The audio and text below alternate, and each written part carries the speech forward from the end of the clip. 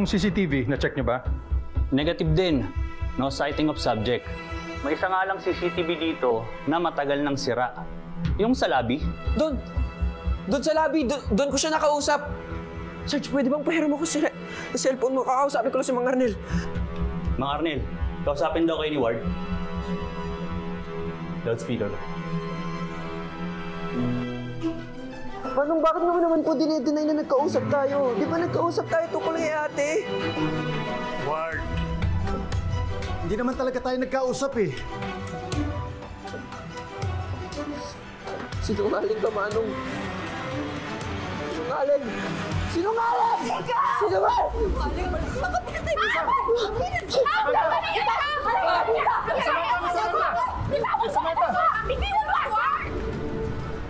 Talagang problema ng batang yan. Bakit pati ako dinadamay niya sa problema niya? Salamat po sa kooperasyon, Mang Arnel. Salamat po.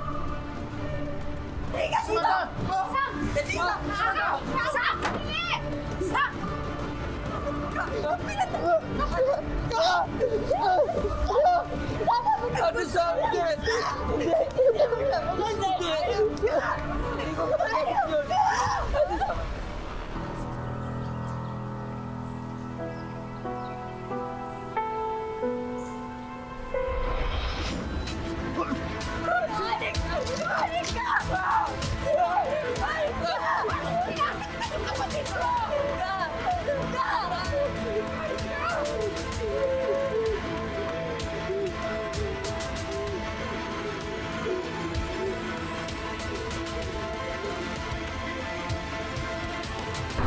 Yes, boss.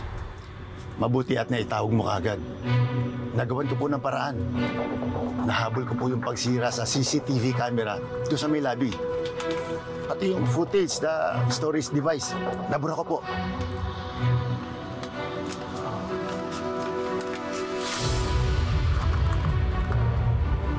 Salamat, boss. Curious lang po ako doon sa pinagawa mo, boss.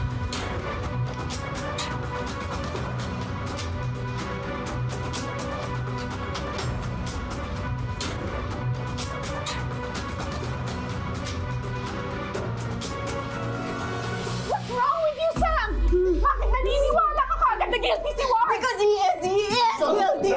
No, he's not! Bakit ayaw mo maniwala sa akin? Asa na yung nabuo nating friendship ulit? Sinira ng kapatid mo, George! Sinira niya! Hindi si Ward ang pumatay kay Francis! Anong motibo niya para gawin yun? Pinagbantaan niya yung kapatid ko natin. Nakalimutan mo na ba? Ha, George? Hindi lahat ng pagbabanta ginagawa.